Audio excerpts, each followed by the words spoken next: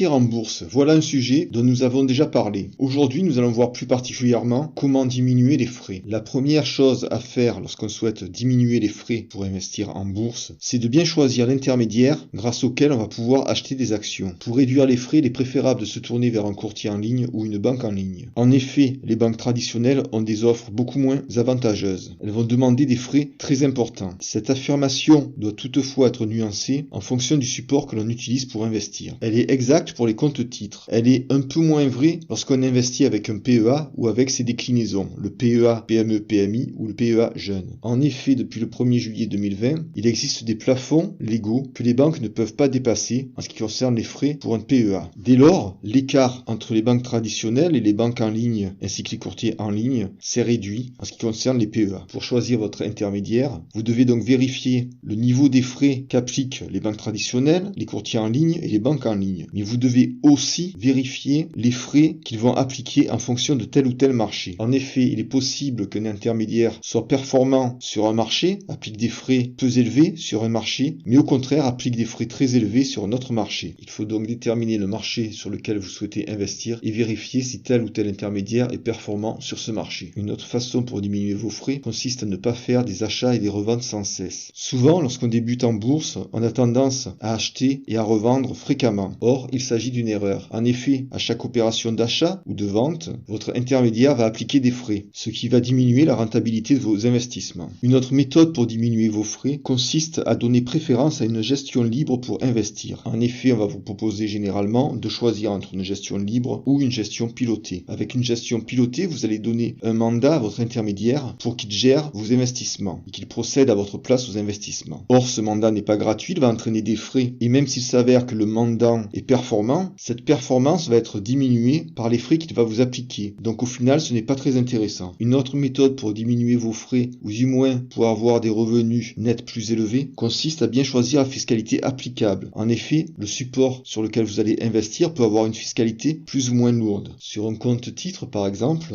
vous allez avoir une taxation de 30%. Cette taxation, vous pouvez la diminuer en optant pour le barème progressif de l'impôt sur le revenu, mais cela dépend de votre situation personnelle. Cela peut être intéressant pour des personnes et pas du tout pour d'autres. Puisque l'investissement avec un compte titre entraîne une taxation importante, il est préférable de recourir à un PEA. En effet, avec un PEA, lorsque le PEA a plus de 5 années de détention, le taux de taxation est égal à 17,20% au lieu de 30%. C'est donc une solution nettement préférable.